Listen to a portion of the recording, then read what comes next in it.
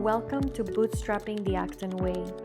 I am Syra, your host, and in this episode we have a very special guest, Josh Jones Stillworth, a beloved Acton MBA teacher and serial entrepreneur.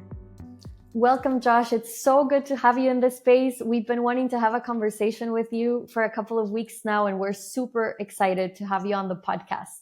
Grateful to be here.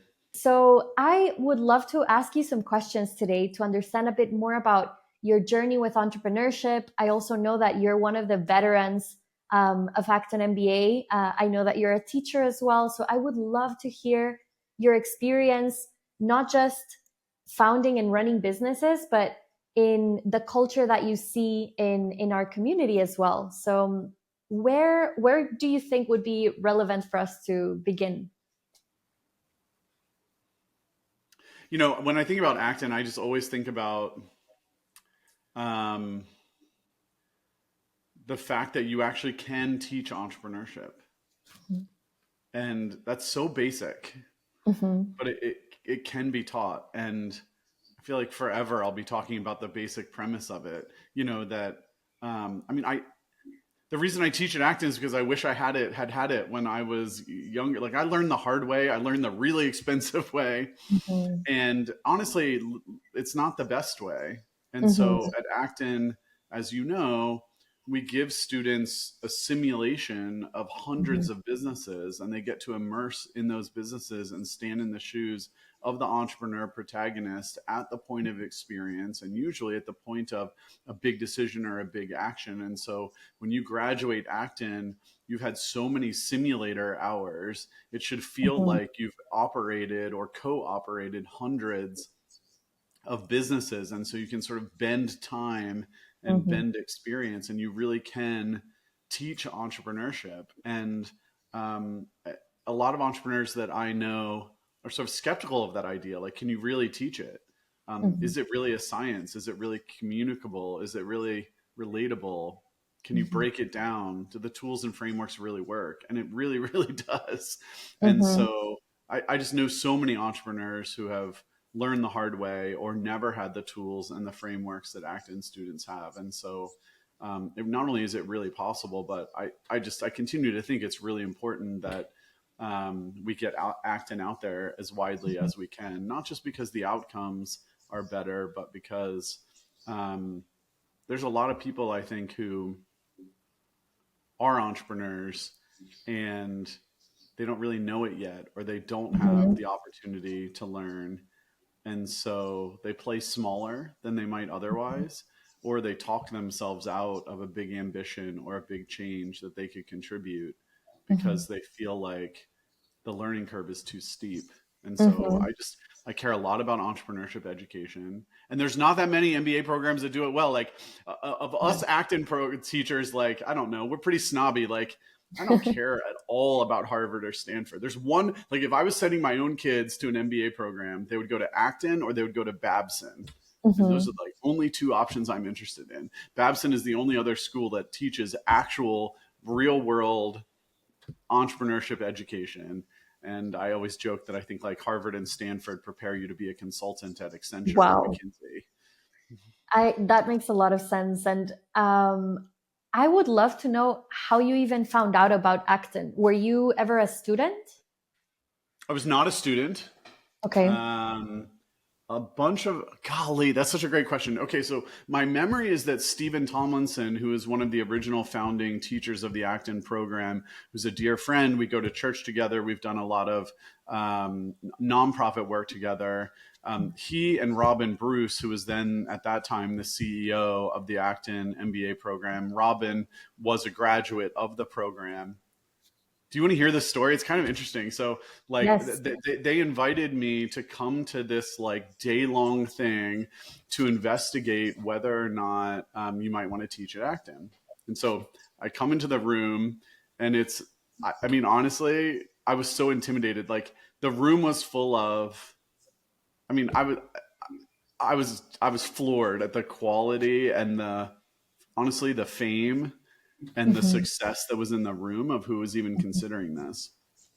And they did such a good job. So it was a day-long commitment. It was on a Saturday. And Stephen Tomlinson, who I I still think of as like just the epitome, like the best acting teacher. And there's a couple of Mhm. them like Phil Siegel and Ed Perry and Jack Long, and who are just really, Kimberly Watson Hemphill, who are just really extraordinary teachers. But for me, Mhm. Tomlinson was the one that just introduced me to teaching. And in his later years working with the program, Stephen's main job was to teach the new teachers how to teach. Mhm. And so Mhm. he ran a day-long session. It was from like, I don't know, 10 a.m. till 4 or 5 p.m. I mean, it was long. It was a serious deal. And it was Mhm. a sort of a seminar, a master course, a master class on Socratic teaching. Mhm. And there was, there's prep work, and there was discussion, there were small group breakouts, there was role playing simulation. There was like, it was in its own way an introduction to the acting experience, because he was Mhm. using the acting method, but he was using it to teach all of these prospective teachers about the Socratic way. And I had, into this point, I had taught and done a bunch of mentoring. So like, I'll toot my own horn. I won Techstars Mentor of the Year 6 years in a Wow. row. I was like teaching as a guest teacher at the University of Texas and at St. Edward's. And I'll always remember like meeting with some of my students from UT or from St. Ed's or some of the companies that I had coached at Techstars, meeting with them, a year, 2, 3 years afterwards, Mhm.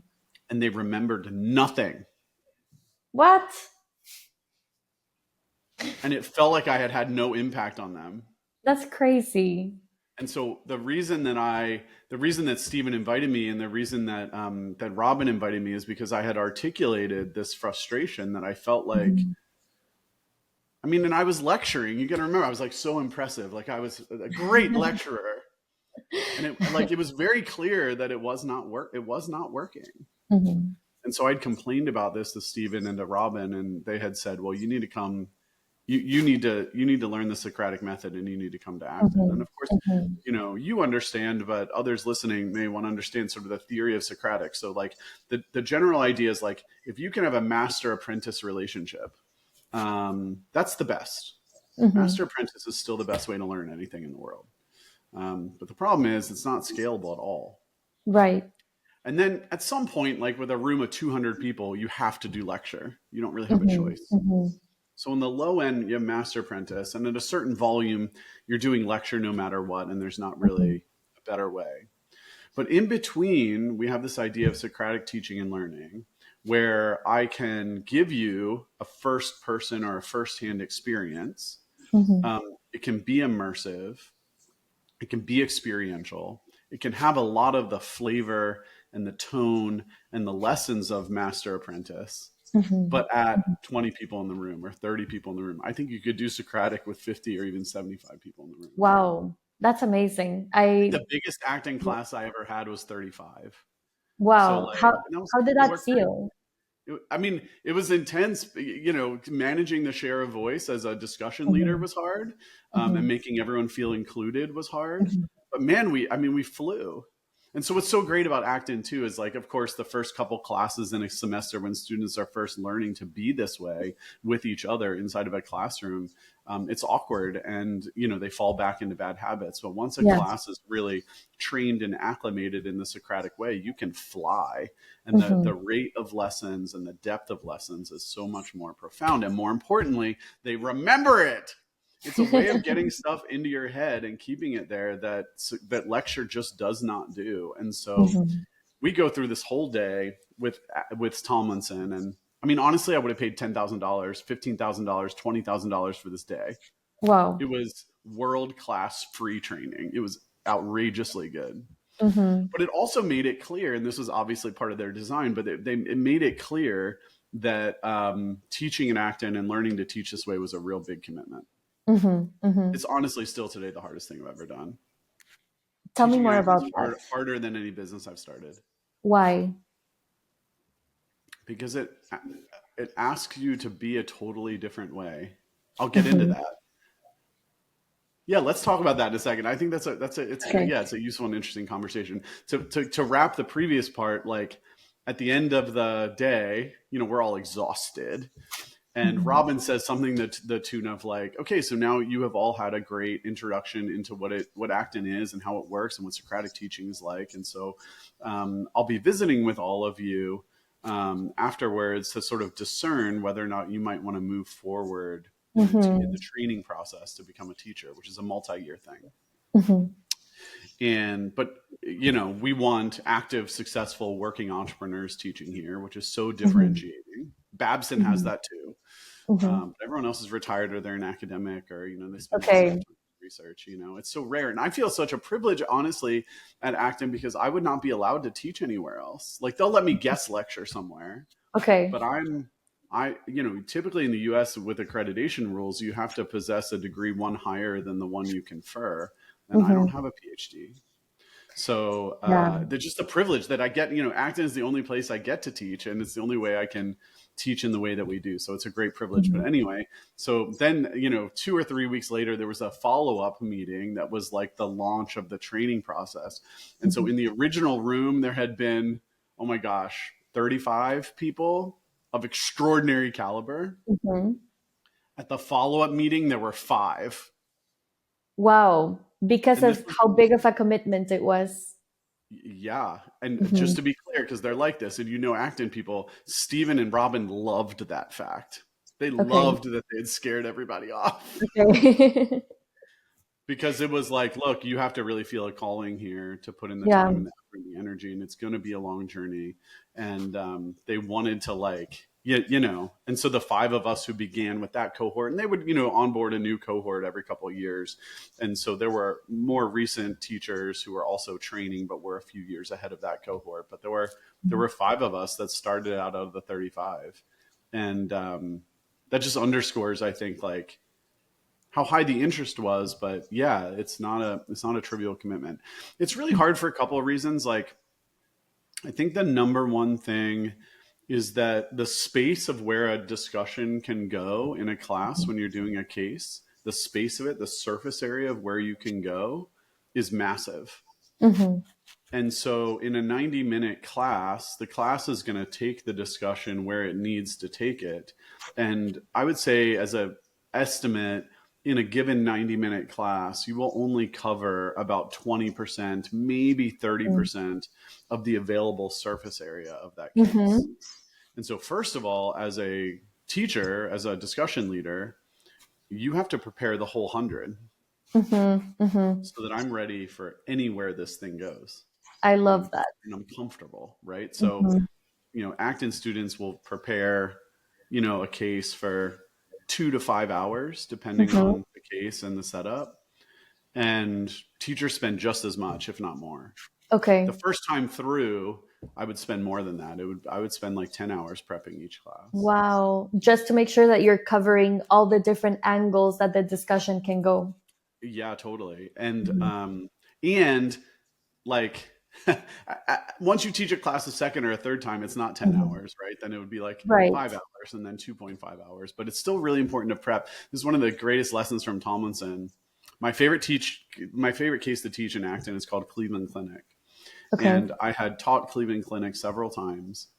And I had basically gotten cocky that I knew how to teach Cleveland Clinic. I was so excited to teach it, and I know where all the lessons are. And there's some twists and turns at the very end that are very fun if you're the teacher. Mhm. And and it was like my third or fourth time teaching Cleveland Clinic, and I absolutely bombed, and my ratings Wow. were bad. What happened? I stopped being curious about where the Okay. discussion would go. And so Mhm. the other reason it's hard is that you have to maintain and like really deep curiosity. You need to have like a learner's mindset, even though as a Mhm. teacher you've taught this case for me now like dozens of times. Mhm. Like I have to really believe, and I have to get myself mentally into a place where I really genuinely believe that we're going to have new discoveries today, and that I don't really know anything, and that I'm going to learn from the students as much as they're going to learn from me or each other. And I love so that. Tomlinson would always say, like, and I visited with him after I bombed on Cleveland Clinic, and I visited with Jeff Sandifer, and they, the teachers are so generous, so we'll all watch video of each other's classes and offer critique, or if you had a tough Mhm. class, like people will actively and quickly volunteer to help you break down what went right and what went wrong. And when we used to have teacher meetings in Austin, we would like watch film, the way that a football or a soccer player or a Yeah. baseball player would watch film, and we do that in the Guatemala program too. I'm only there so often,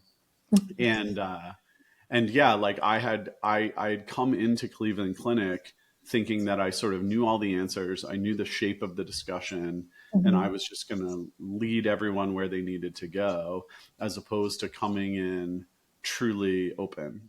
And Mhm. the teaching prep process, if I'm spending 2.5 hours prepping a case that I've taught dozens of times, which is generally my prep time if I've taught it a lot, the main thing I'm trying to do, like I will start with a totally, I have my lesson plans from years past, and I just every time start with a totally blank page and read the case and just start writing down all the questions that I have about this case, all the things that Mhm. I'm interested in, all the things that I wonder about, all the things that Mhm. strike me as odd, all the things that strike me as interesting or meaningful. And just like the process of writing all those questions helps you rhythmically get back into Yeah. a profoundly curious state. Mhm. Mhm. Um, and like as a teacher, the third thing that's really, really hard, my mentor who I was attached to when I was learning to teach is named Phil Siegel. Phil Mhm. Siegel's the master of this. I'll never forget once at the end of a class, the class had not had a good discussion. Okay. Mhm. They had not had a good discussion. And Phil, at the end of class, he's so zen. Phil would actually sometimes leave the room during the discussion, Okay. like because he thought the class was doing well and he needed to get out of the way. Okay. I like Very, that. very I like interesting that a guy. lot. Okay. And a master, a true master of teaching. And at the end of the class, I'll never forget, I'm observing him, because the act-in process is like you observe for a long time, and you meet with the teacher who taught afterwards, and you sort of do all your prep, and then you debrief with them, and then you sort of teach and they watch you and you give Mhm. critique, and then finally you get to really teach. So I'm observing Phil, and Phil at the end of class, he's like, well, um, we didn't get to many of the important lessons in this class today, and that's a real bummer. And you guys are putting a lot of time into this education, and it's not cheap either. Mhm. And you left a lot of value on the table today. So um, how about you try and be better on Thursday? You need to prep better. You need to come better. Blah blah Mhm. blah. And he Mhm. just is like, "See you on Thursday," and he just walks out. And here's why that's so hard. Like, as a teacher, your ego so intensely Yeah. wants you to make sure that all the things happen, Yeah. and wants you to get all the lessons and make sure you deliver the value. And you as a teacher want to get scores, and you want Mhm. the students to get good scores. And Phil, Zen Phil, like he was really clear that the class needed to fully possess its own journey and fully possess its own fate and its own Mhm. learnings. Mhm. And as a discussion leader, he wasn't going to save them. Mhm. He wasn't going to concierge the lessons for them. Mhm. He wasn't going to make it easy. He wasn't going to lead the witness. And he wasn't going to save them when they were wasting time, Mhm. because of the commitment to, like, you're going to have to do this in the real world, and I'm not going to be there. Right. Yeah. Okay. And so if you waste, you guys went out of business. One of my other favorite cases I teach is called Spiffy term. Do you know Okay. Spiffy term? No. Spiffy terms, it's long and it's really intense and has a reputation for how much prep and effort it takes. And as the teacher, you basically get to play the venture capitalist. Okay. Most people will break up the class into different sort of teams, Mhm. and you're essentially negotiating different term sheets for a business that's taking investment. And you get to have a lot of fun, because as the teacher, you get to drive a really hard bargain, and Okay. usually I end up winning the deal. um, but the students who are not well prepped, they end up taking a shitty deal. Okay. And Mhm. it's really important for them to learn, what it looks like to get taken Right. Because advantage of. in real life, that's Yeah, going to have serious consequences. totally. So my job is to take advantage of them in class, which is super fun. Wow. But I would love teaching Phil watching Phil teach Spiffy term too, because he, instead of feeling a pressure to deliver or add value or be impressive, or he was really deeply committed to a degree of detachment. Mm-hmm. So your job as a teacher is to be better prepared than the students. Mm-hmm. And certainly your job is to, Stephen would always say your job as a teacher in Acton is to, you're the chief energy manager. Okay. Like the energy in the class needs to be right. It doesn't, not too high energy, not too low energy, Mm-hmm. the rise and fall of the energy levels, and to keep people focused. You're trying to create the conditions necessary for learning. Mm-hmm. But the actual learning, the students have to do that. Yeah. And it's so hard to resist the temptation to overfunction for the students. Mm-hmm. I think that's what's really different about the teachers at Acton versus traditional education. Because in traditional education, I see that teachers are trying to spoon feed you the Yeah. information and like babysit you and make sure that you know. But in Acton, it's like, here it is. You have everything you need. It's like a buffet. Do you want to take a little bit of everything from the buffet, or are you going to take just a little bit, but then once you face this in real life, it's going to be way more costly. It's going to take way more Yeah. time. And yeah, And we're I not love going to say, my mentor, Jay Brenman, always says that you want to create a safe emergency. Okay, I Isn't love that a that. great way to think? Right. And so part of what we're trying to do in the classroom is create a safe emergency. And you Mm-hmm. need to make the call. You need Mm-hmm. to make the decision. And then you need to play out that decision the next 5, 10, 15 steps beyond that Mm-hmm. decision into the Mm-hmm. space of the unknown. And that's what Mm-hmm. it's like to be an entrepreneur. And if we don't give you that real experience, if we reduce Right. the adrenaline, if we give you false confidence, or we sort of hint at you what the right answer is, we've really failed you. So the most I might ever do to function for a student would be like, if you said something really interesting and you were onto something, Mm-hmm. I might say, say more. Mm-hmm. That's like the most I would do. Mm-hmm. Say more about that. And then Interesting. say thank you. But that's the most I would ever overfunction in the classroom. I love that. I think what I'm hearing with what you're saying and with my experience being a student is that Acton really trains this entrepreneur's sixth sense. And it's not really something that you can read in a textbook. It's Nailed something it. that's trained. Nailed Yeah. it. And like,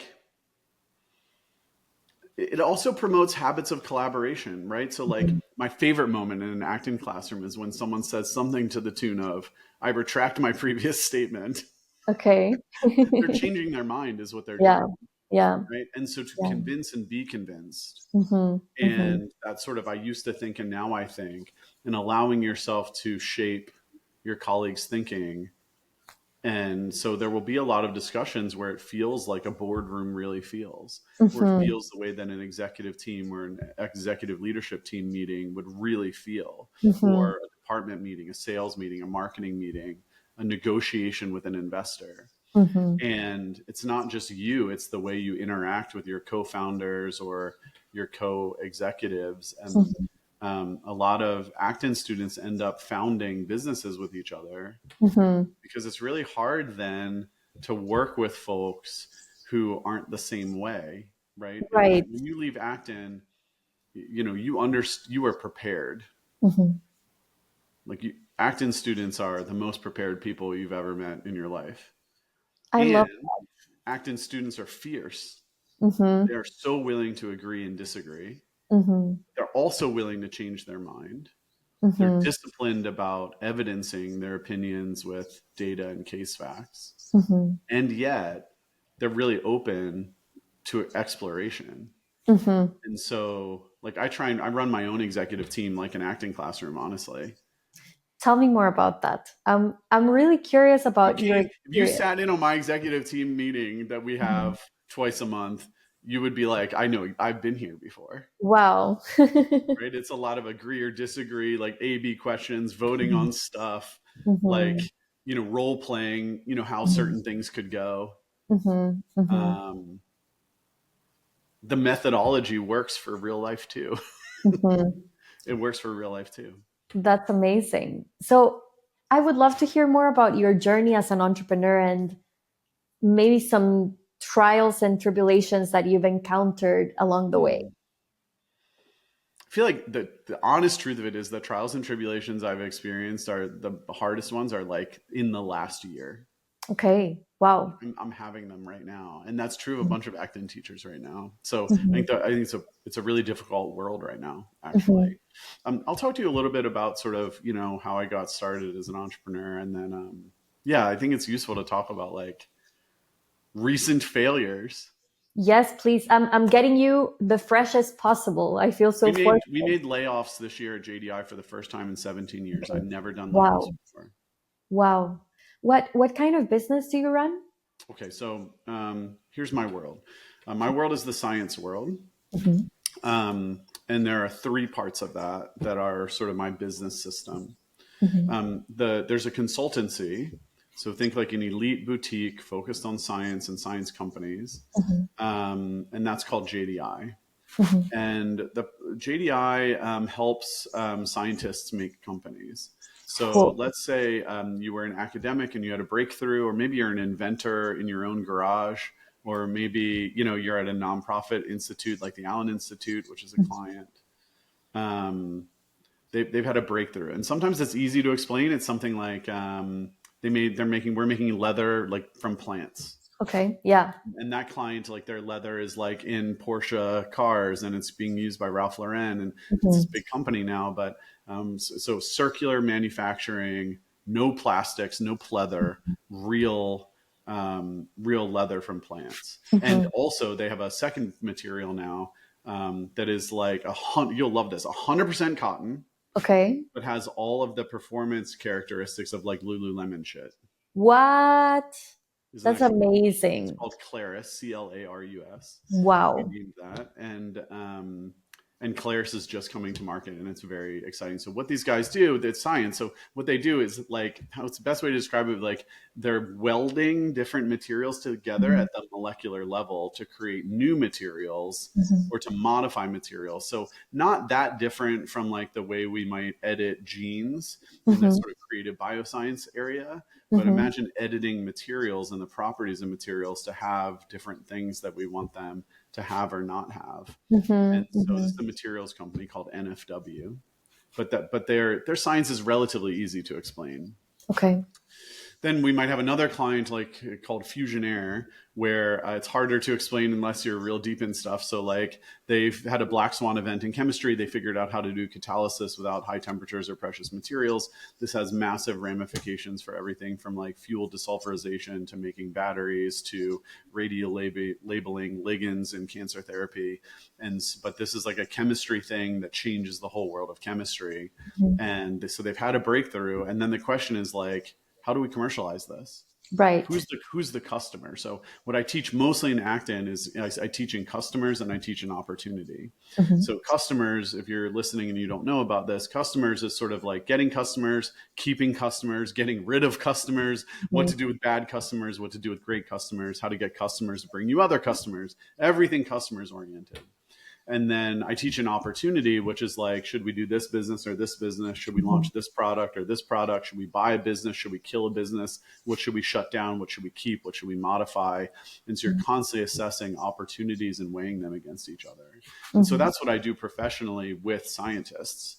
So it could be like a large new R&D organization, like we're working with Sam Altman's new R&D nonprofit. But then we're also working with tiny little startups that spun out of academia that have a new thing. But it's very sciencey. So like my world is like frontier tech and science. So think like, yeah, lots of creative bioscience, like editing things, lots of like new materials, like I just discussed, lots of new energy and energy transition, like a Mhm. lot of geothermal, a lot of fusion, Mhm. a lot of like advanced computing and infrastructure. So like quantum computing, AI, ML. So like my world and my colleagues, we're all at the edge of these different really cool categories. So I have like a front row seat to the future. I see the I coolest love it. I always wanted to be a scientist, and I couldn't cut it. Like I got pretty far in math, but like you get to a point in math where you're Yeah. describing like theoretical worlds, and it went way over my head. Or like organic Mhm. chem. If you ever got to organic chem, God help you. I cannot make it through organic chem, so I get to Mhm. live vicariously through now Yeah. these scientists who I love and respect, and they're kind of like, oh, you have words and you understand money. We And need you. yeah, we love each other, right? And Yeah. so we get brought in pretty early in the process. Sometimes they are literally in a lab. Sometimes they've raised a little bit of money and they've begun to commercialize. Sometimes they're a little Mhm. bit further along. But JDI gets involved and helps them sort of figure out, again, who's the customer? How do we Mhm. talk about this? How do we launch it? How do we grow it? What does the Mhm. commercial path look like? And let's go execute that. Mhm. So that's part one of my professional world. Part two of my professional world is the science media. So, Okay. for example, we are co-owners, and I'm on the board of Nautilus magazine, which is a well-known magazine in the science world. It's sort of like New Yorker magazine or the Okay. Atlantic, but of the science world, and it's Mhm. dear and beloved. And that's all about like science communication and documentation and science advocacy. And Mhm. then third, we have something called Penrose, which is a science community and a conference that brings together some of the most important and consequential people in science to talk about the state of things and what needs to change, and to hear from each other exciting breakthroughs, but also to look in the mirror a little bit about what we need to do better. So think of Mhm. there's a consultancy and a media thing and a conference and community thing. And that whole, like, that's the three legs of the stool of my professional world today. Does that make Mhm. sense? Yeah. Wow. I'm mind blown. A lot of it feels so foreign to me, but it's fascinating and it's really impressive, to be And honest. I I'm think, learning constantly, right? Like yeah, I now, I could talk absolutely. to you about fusion all day, and Mhm. I got to learn that from, three of the most important fusion scientists in the world. And Wow.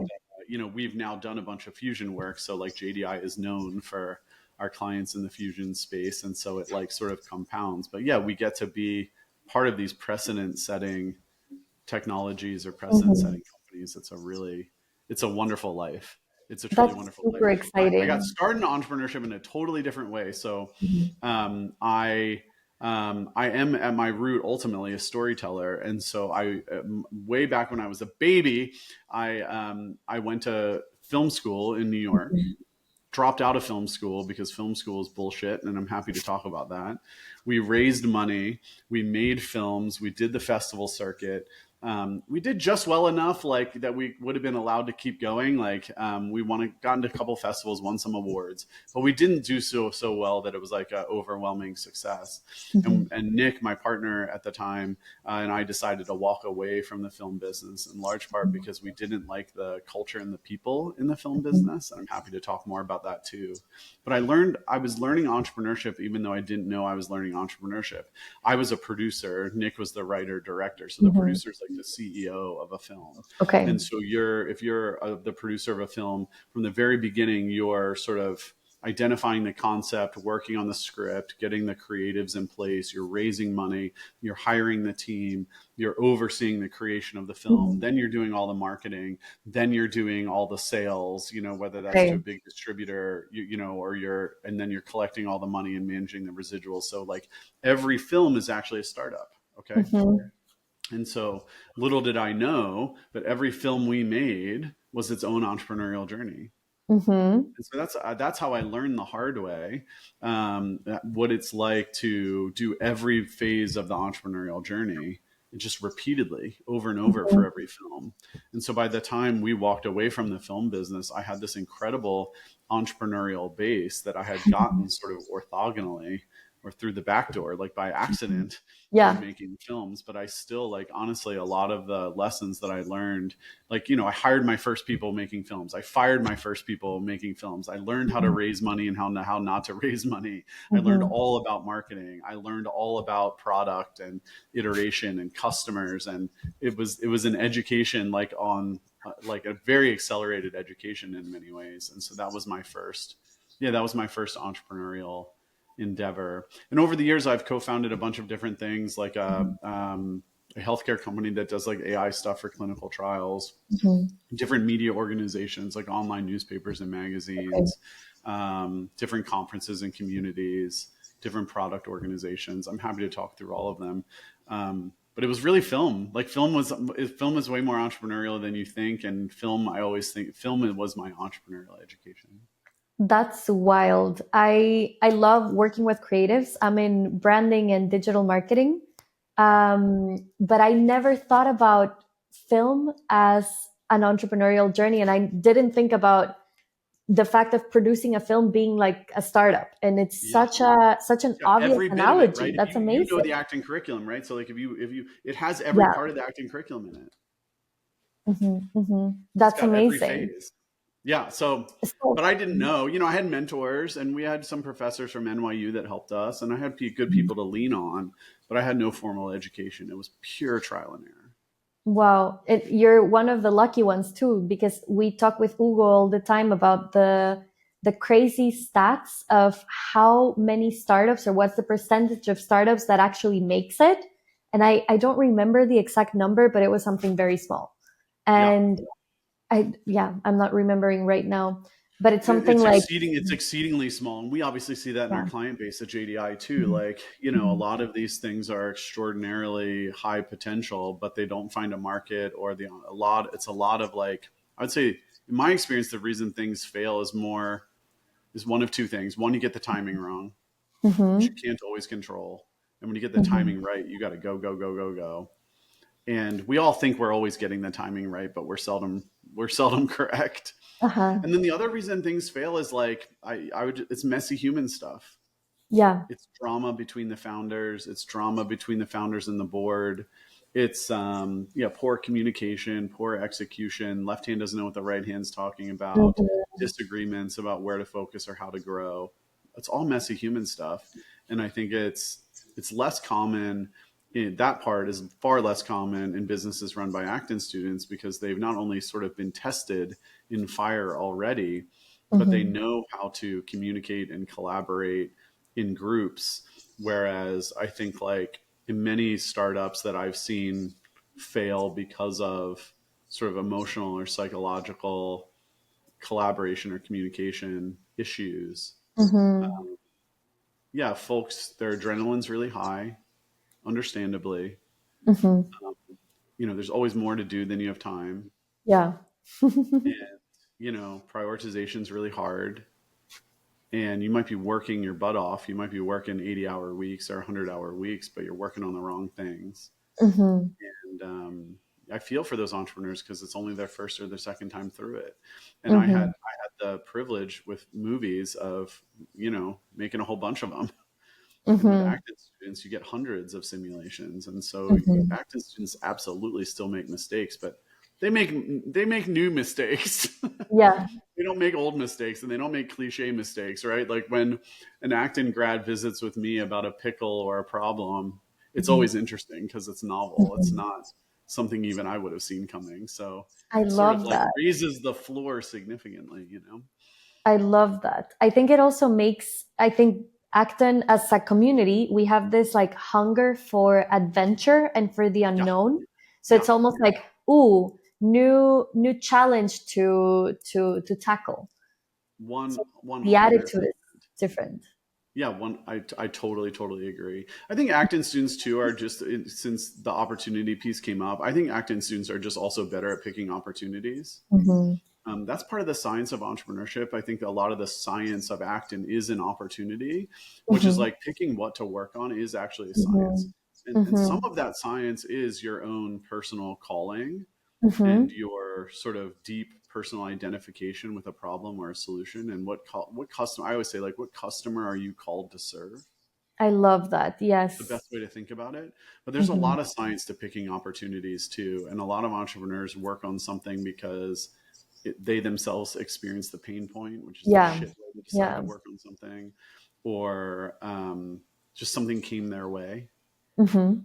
Mhm. convenient, like, you know, the way we entrepreneurs pick to work on. And I see this all the time, like, honestly, like serial entrepreneurs who I respect deeply, who have been very successful, and then the next thing they pick to work on is so stupid. You know what I mean? Like, we're not very good at deciding what to pick on, I think, Mhm. entrepreneurs, because we're ultimately romantics. And Yeah, so I love that. I never saw that, but it's true. I identify with that. me too, right? Me Mhm. too. I have an idea for a grocery store I want to start one day, and it's a shit business. It'll make no money. Whereas my father used to say, we'll make hundreds of dollars. But it's so Wow. romantic. I want to do it anyway. I'm so curious to hear about it. Well, okay, so this is a fun conversation to have with most entrepreneurs. I'm sure you're exactly the same way. Like, especially like entrepreneurs who are a little bit older. I'm 45. Like, I would say Okay. entrepreneurs like 40 to 60, 40 and beyond. But like, we all have ideas that we now know we're never going to get to. Some Okay. of them for good reason because they're actually bad businesses. Some of them are great businesses, but we're just never going to get around to them. So a really fun thing to ask an active teacher or a successful entrepreneur is like, give me one or two business ideas that you want to do that you're never going to get around to doing. And it's Wow. always a super fun conversation. Hmm. Hmm. Um, my grocery store is a bad business. I want to be really clear about this. Okay. It's not a good business. Disclaimer for everyone listening. Yeah. I don't know what the name of it is, but the pretend name is called fucking yummy. Okay. And we'll have to come up with a real name. And it's an ingredients store. So I love to cook. Both my brothers are chefs. Our poor mother Mhm. was a terrible cook, and so we all had to learn. And if you so I imagine a very small grocery store Mhm. that has a very limited selection, but of like the very best stuff and some really interesting, always interesting ingredients. Mhm. So, for example, I have really big opinions on what is the best vanilla. Okay. Tell me more. Well, I have some opinions, and I would stock just the best vanilla that there is. Or Mhm. if you've ever tried, what's another good example? If you've ever tried like French chestnut paste, have you ever tried Wow. I French haven't, chestnut but paste? I'm a major foodie and I love to cook, and I'm gonna go on the internet and look for this immediately. I will send it to you. This Yes, stuff will please. change your life. Okay. It'll change your life. Or like saffron. Okay. Like I adore saffron, but there is like, if you go to a grocery store, there's good saffron and there's bad saffron. And I have a Mhm. Mhm. very strong opinion at this point about who makes the very best saffron. So Okay. imagine Mhm. coming into an ingredient store, and it would probably have some mainstream things like what is the best ketchup that there is, or what's the best mayo, which is QP mayo, obviously. But like, we have one of each everything. But if you were going to, this is not your normal grocery run. You would Mhm. come to this place to acquire ingredients that will make meals special or that Mhm. might teach you about something new. I It's love very it. small, and we have a little like wooden block stand in the middle of the store, and we're always like sampling and trying new things. Mhm. And you can come into the store and you can learn and you can buy some stuff, and maybe there's some online component where you can purchase or repurchase from us. But I think what Mhm. would be so fun is that if we had the right social media presence and we Mhm. really built like a community of people, we would get sent all sorts of fun free samples and free things. Totally. We would always be trying new ingredients of different kinds. And whenever you come into this store, we don't stock two vanillas, we just stock one. Or maybe Mhm. would stock a vanilla paste and then a Mexican vanilla. I think we would Okay. probably do that. But like we just stock one of each. And this would Mhm. be purely an excuse for me to like cook all the time and experience ingredients and not make any money. But nonetheless. It would be an expensive hobby, but it's okay. We all have one. Yeah, that's right. My answer to how would I make the most money possible right now is a totally different discussion. Totally. Um, but yeah, like I think there are entrepreneurs are romantics. That's the point, and we think about um, different ways to make the world a better place. Some of them big, some of them small, and so Mhm. we've come by the problem of choosing poorly, Mhm. honestly, because Mhm. we fall in love with certain things, even though they may not make good business sense. So you've got to fall in love, but then you've also got to use the Acton frameworks to watch Make your sure own that they're back. Make sound. sure Yeah. that is the profit pool there. Do the customers have an intense need? Are they fickle? Are they Mhm. loyal? Are they plentiful or are they rare? Mhm. What's the competitive set? What's the secular context? There's a Mhm. whole bunch of things we have to go through if we're really legitimately looking at opportunity, and most entrepreneurs don't do that. Honestly, just the Mhm. opportunity skills alone is worth the Acton MBA, in my opinion. Mhm. I love that you're bringing this conversation to the table because it's something that I, as an entrepreneur, have felt inside of me, but I've never put words to it. The how we're romantics and a lot of our ideas are not necessarily Yes. sound or relevant. Yes. I love that Acton gives us tools to make sure it's kind of like we're playing devil's advocate for our own ideas. Yes. Absolutely. And like, you know, Americans tend to think too big and too ridiculous. Mm-hmm. We have our reputation for a reason. But Okay. there's some beauty in that too. Like Americans will think in the US, like the culture is to think as big as possible. And the bigger you Mm-hmm. can think and the more of a reality distortion field you can put in place, the more admired you are. Mm-hmm. Um, Guatemalans, I think, tend to think too small, to be honest. I can see that. I can see that. I'm a And so, Guatemalan that like, left, and yeah, I can confirm. we want to bring the Americans a little bit more down to earth, Mm-hmm. and we want to convince the Guatemalans to go for it. Yeah, I love that. Josh, we're getting to the end of our time together, but I would love to know. You touched on how a lot of times what motivates us as entrepreneurs is our inner calling and the good that we want to do in the world. And this is the life of meaning portion of the Acton curriculum, which I love. I want to know a bit more about that in your life. Tell me a bit about your purpose, your reason to live, or a big dream that you have. Oh, this is like, yeah, this is really intense for me right now, actually. So it is science, and like, okay, I'm going to give an American, like a US point of view, but I think the same idea is global. And I really, our client base and our work is global. So, but it's just sort of, I grew up in America. So like science was always like, science is like sort of the main way, or maybe the only way in which I am patriotic. Mm-hmm. Um, like, hi, we're America. Sorry for all the problems we're causing right now. It's embarrassing. I'm so sorry. We're all really sorry, and we're trying to do something about it, and we're going to do better. But I don't know, we invented, I don't know, electricity, flying, the combustion engine, the assembly line, the cotton gin, antibiotics, vaccines, not to Mm-hmm. mention the internet, Mm-hmm. CRISPR, you know, AlphaFold, Wow. fusion. I, I never thought about it like that. Like that's the root of American exceptionalism that Donald Trump seems to be not interested in pursuing anymore. And science is under siege right now in America, which is a big part of why my business is troubled. Mm-hmm. Um, but like, I think science is the root of human progress. Mm-hmm. It's, you know, clean energy and economic mobility, you know, access to health and Mm-hmm. longevity and well-being.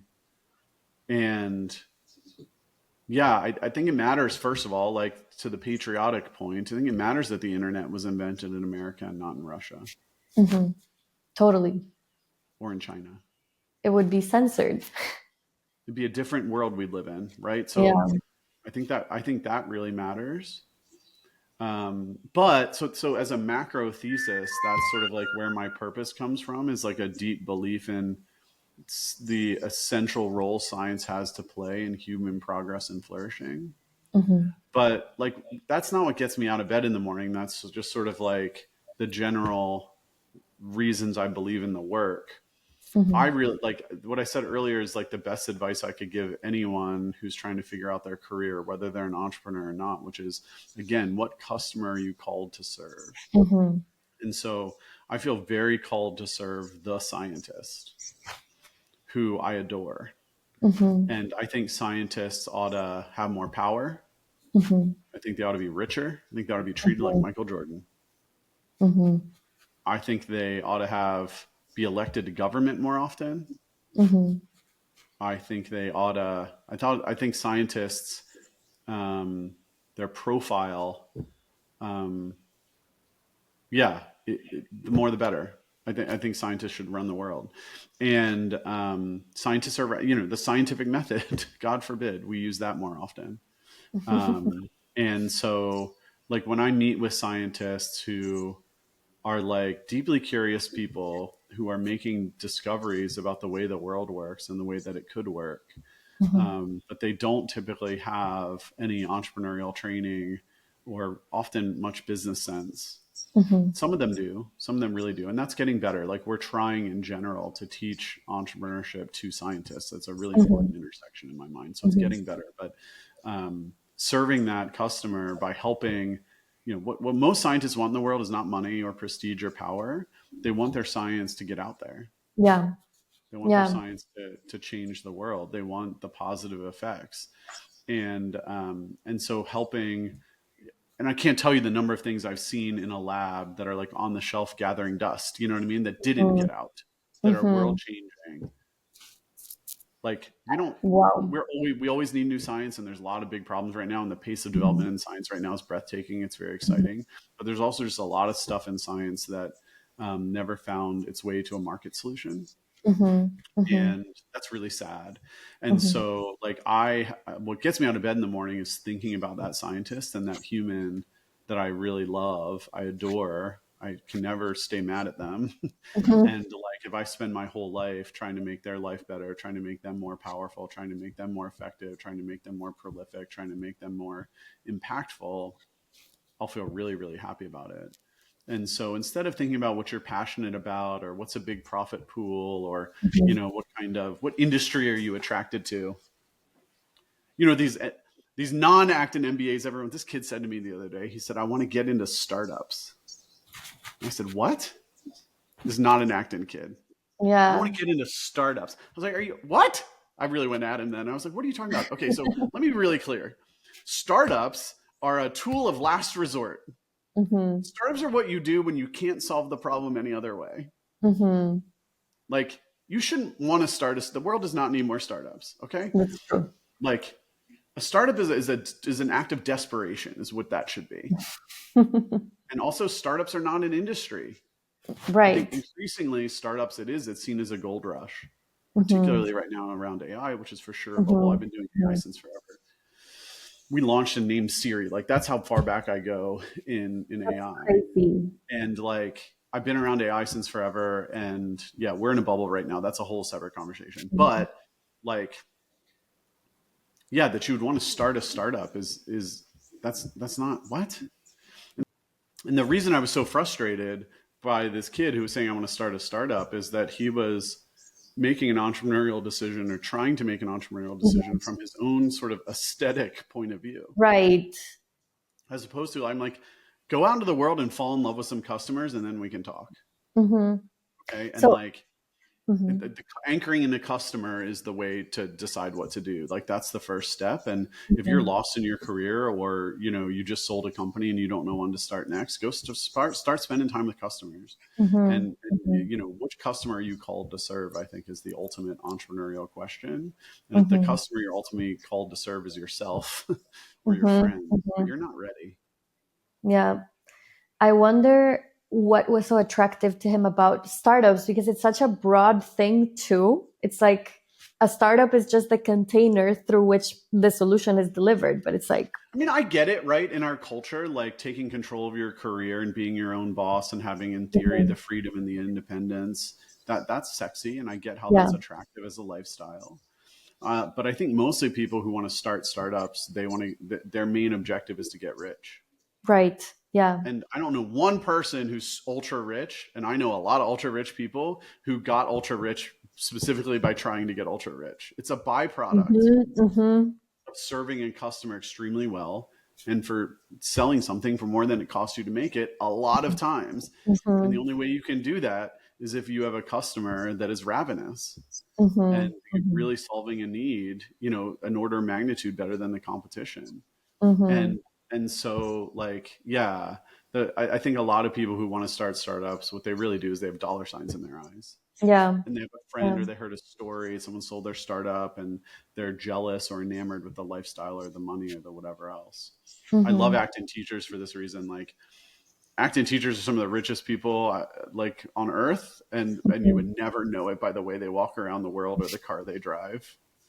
Like it's almost like an inconspicuous consumption. Whereas I know lots of entrepreneurs and so-called successful entrepreneurs who drive a really fancy car and Mm-hmm. are actually behind that, or have a really fancy Mm-hmm. house and are deeply in debt and don't actually have any money. Mm-hmm. Mm-hmm. But I think the pursuit of money for money's sake is a mirage and can get you into entrepreneurial trouble too. And I think that's, Mm-hmm. when someone says they want to start a startup, what they really mean is I want to get rich, I think. Mm-hmm. Thank you for breaking that down.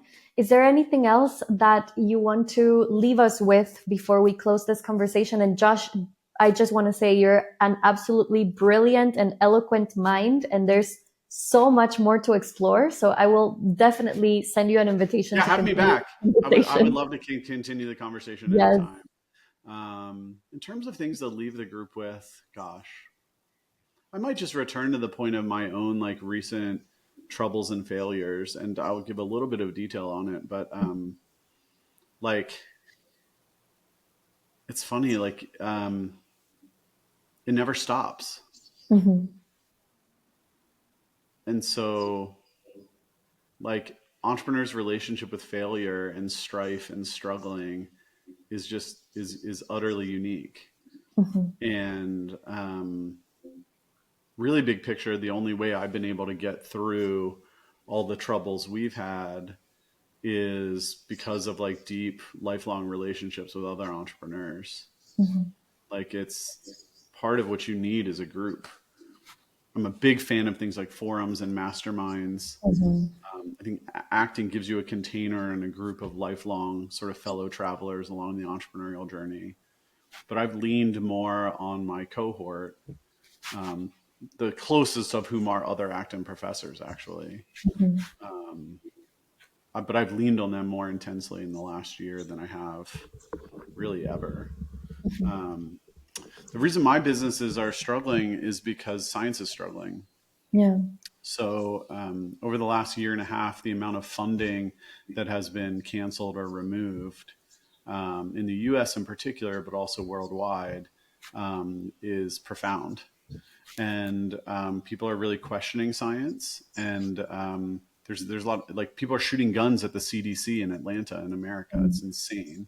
CDC is the Center for Disease Mm-hmm. Control, because they're mad about different things. And by the way, I think some of science's weakened reputation in America is science's own fault. Okay. I think scientists can be pedantic or know it all. Mm-hmm. I think scientists sometimes can talk down to ordinary populations. And even if you're just like, what's my favorite example of this? Like, coffee, it's good Mm-hmm. for you. You should drink coffee. It's not good for you. I'm sorry, you shouldn't drink coffee. It's actually pretty good for you. Did you know that coffee's good for you? Red wine's good for you too. You shouldn't drink alcohol. It's not good. You should drink wine. It's great for you, actually. That's what it feels like to be an ordinary Yeah. person in the world. No, a Um, 100%, especially and with like the diet. way that the CDC communicated about vaccines during COVID was a shit show. It was Yeah. poor communication. So Yeah. some of this is self-inflicted, but Mm-hmm. my clients are really haves and have-nots right now. So we have clients in places like Fusion who just raised $700 million in an A round. Wow. And then I have clients who can't find $1 million to do something really, really important. Mm-hmm. So like we're doing a lot of pro bono work right now. Mm-hmm. Um, all of my clients, except for the very richest ones, are trying to do a lot more with a lot less. Mm-hmm. Government contracts have been canceled and people have been laid off in the government. So there's a lot of scientific infrastructure is meaningfully degraded.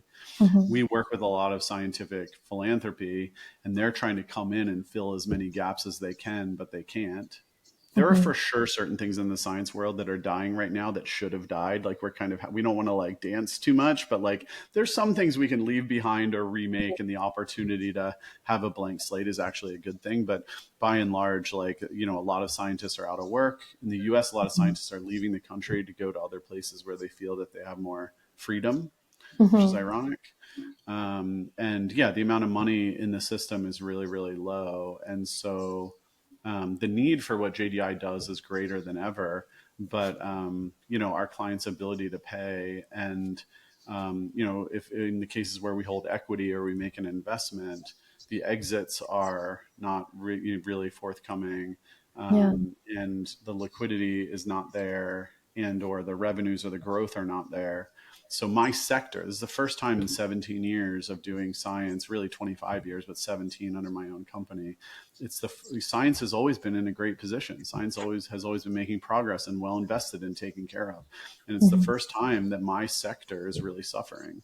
If Mm-hmm. you're in real estate, you're in a cyclical business and you're used to Mm-hmm. these ups and downs. If Yeah. you're in oil and gas or any energy, really, you're used to ups and downs. Mm-hmm. Science has never had ups and downs, at least during my Mm-hmm. lifetime. It's just been up and to the right always. And so Mm-hmm. science is really slumping for the first time ever. And so it's like a great reminder that, like, for as much as I may think of myself as being a great entrepreneur, I was really riding a wave. And Mm-hmm. as soon as that Wow. wave crashed, my business crashed too, and I couldn't do a darn thing about it. Mm-hmm. We're Mm-hmm. alive and well. We're growing right now. We're hiring. So we're back on a little bit of a growth curve. But I would say this has been the hardest entrepreneurial year of my life. Like, I've been clawing for every dollar, trying to help lots of people who need help, who can't afford the help. Yeah. I'm working more hours a week than I have in 17 years. It's like Wow. really intense. It feels like, the refounding of almost everything. And Mm-hmm. Penrose, I said, the conference in the community that we run is the place where it's most like intense, like, because we have this very intimate and honest community of, sort of scientific change makers. I hear their stories, and it's Mm-hmm. heartbreaking, like what a tough time everyone is having. And so I've just never experienced this before. I've never experienced my sector in sort of broad decline. Yeah. uh, and how do it would be easy to walk away, Mm-hmm. but we're not going to do that. Yeah. I'm so curious to see how you use how you get the opportunity and the gold from this. We talked briefly about the gold in the times where there's a storm, and I'm sure that the gold is right around the corner, and I'm very excited to hear about it when you discover it. Yeah, and like in theory, in cyclical businesses, and the downturn is when a lot of people make their money and they start new Mm-hmm. things, and Mm-hmm. that process begins. And so there should, in theory, be a renaissance to come. Mm-hmm. Mm-hmm. And now's the time where, while someone may be really sad to have been laid off, or their nonprofit research institute or their lab no longer exists, now they're free to work on whatever they want to work on. And maybe Yeah. that is in their garage or basement, but that's a beautiful thing. And from that will rise all sorts of interesting, civilization scale developments that make the world a better place than we found it. Like, that's what I want to believe. And it's nice to hear you say it. You said it better than I would. Like, hell yeah, from your lips to God's ears, I hope that is true. But yeah, right now it feels like I'm helping people limp along, right? Like, I'm Mm-hmm. taking people to the medical tent. I'm like, we're really just like trying to take care of our people and Mm-hmm. make sure that everyone's okay. And that's its own kind of service. It's just not a particularly profitable service right now. Mm-hmm. Lucky for us, we've done well enough over so many years that we can afford a few bad years, no big deal. Mm-hmm. But emotionally, it's really hard. Mm-hmm. I can imagine. Thank you for opening Thank up you. about this. Great And conversation. I appreciate you yeah, so much. You're so lovely to talk to. you as well. Thank you so much, Josh. And I'm looking forward to having you on the podcast again soon. Would love that. To all you listening, thanks for hearing us, and thanks for hanging out a little bit. We appreciate you.